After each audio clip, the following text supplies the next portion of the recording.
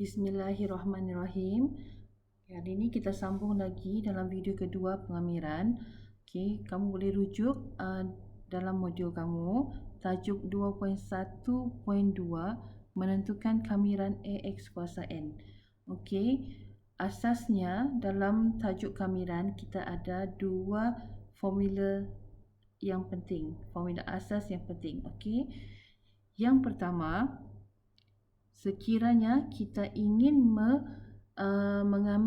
membuat pengamiran bagi satu pemalar.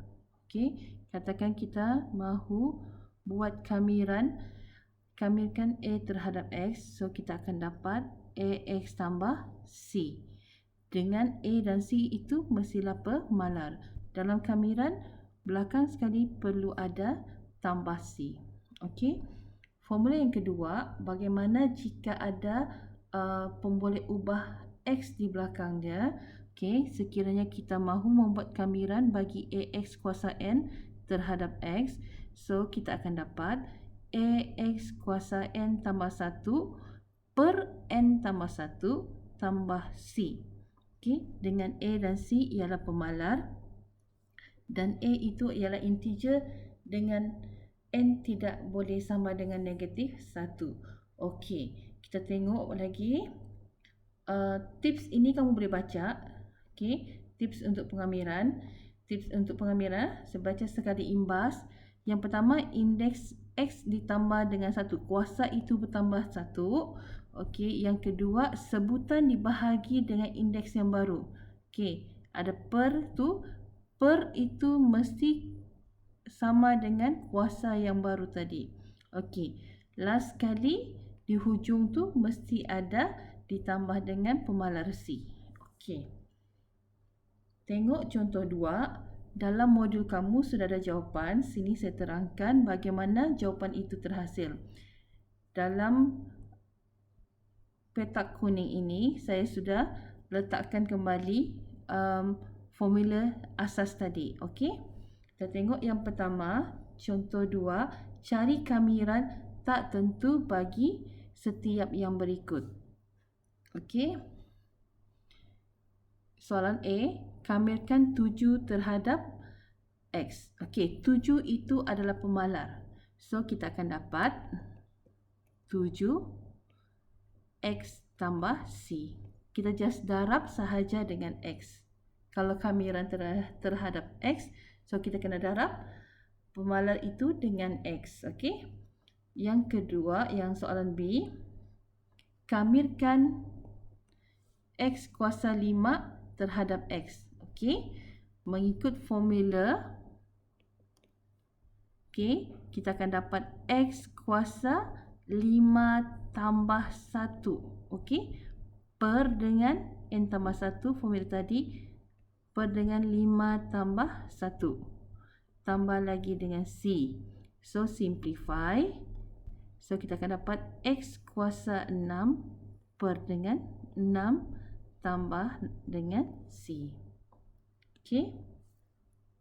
Selesai. Boleh? Kita up sahaja 5 tu jadi 6. Okey. Seterusnya soalan C.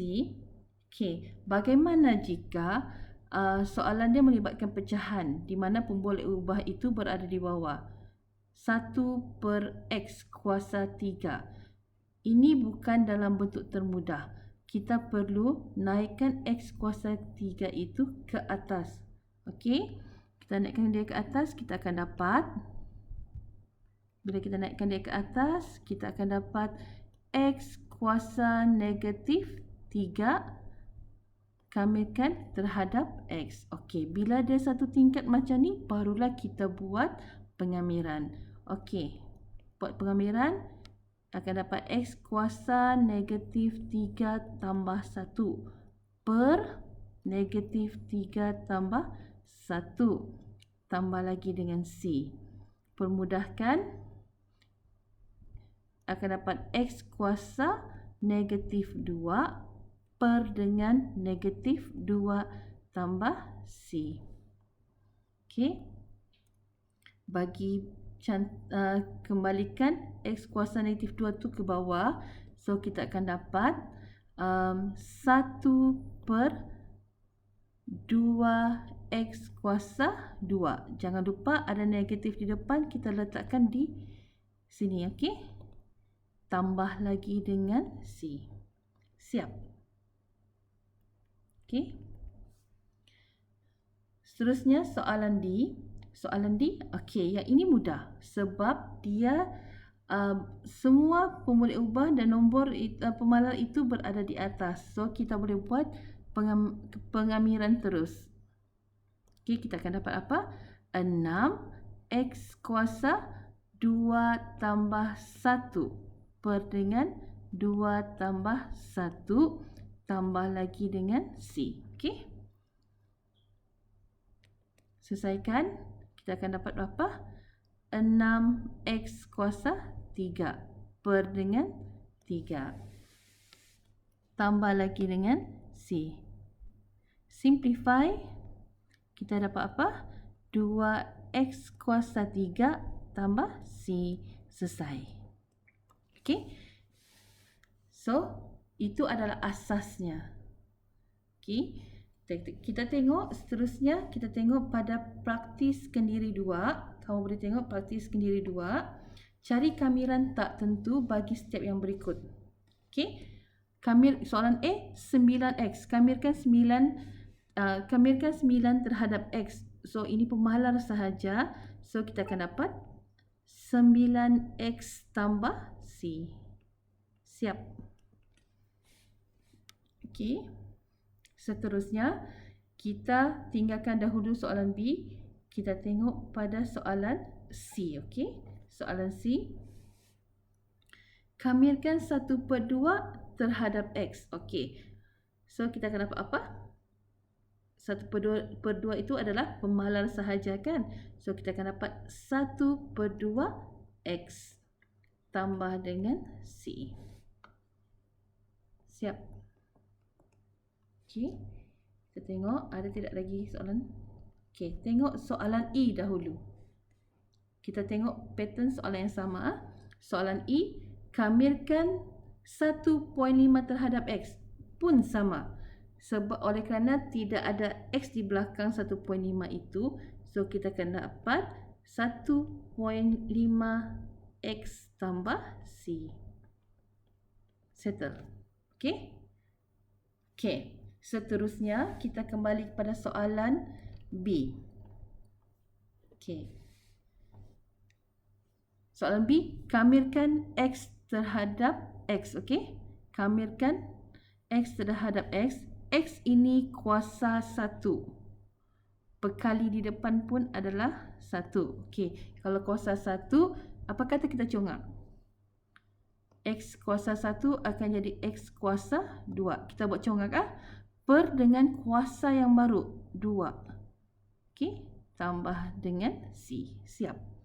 Tidak mahu bentuk begini pun boleh, tidak apa. Kita boleh ubah bentuk dia. Ini lebih cantik ah. Keluarkan 1 per 2 tu. So kita akan dapat 1 per 2 X kuasa 2 tambah C. So mana-mana pun boleh.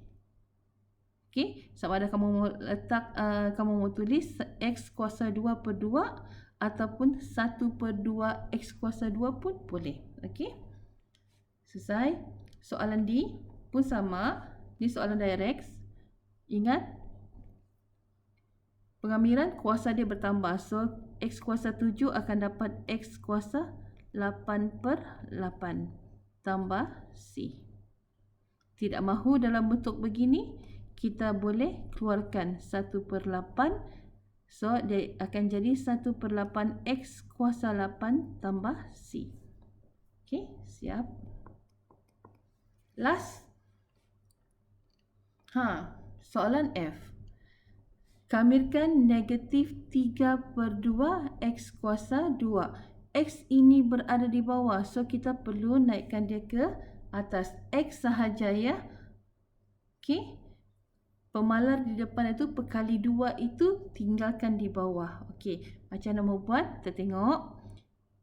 Ubah bentuk dahulu. So, kita akan dapat negatif 3/2 tu kita letak dahulu. X itu bawa naik ke atas. X kuasa 2 akan jadi X kuasa negatif 2. Kamirkan terhadap X. Okey. Macam mana membuat kamiran? Jangan panik. Senang sahaja. Perkali ini kita salin dahulu. So kita akan dapat negatif 3/2. Okey. Negatif 3/2. X kuasa apa? Negatif 2 tambah 1 akan jadi negatif 1. Per dengan kuasa yang baru, negatif 1. Okey. Tambah dengan C. Simplify. Kita akan dapat negatif 3 X kuasa negatif 1 per dengan negatif 2 tambah C. Turunkan semula X kuasa negatif 1 tu ke bawah. Dia akan jadi apa? Dia akan jadi positif kan? Okey, sebelum itu negatif 3 per negatif 2 akan jadi positif kan? So, kita dapat 3/2 X kuasa 1 tambah C. Siap. Okey, so selesai. Untuk praktiskan diri 2. Selamat mencuba. Terima kasih.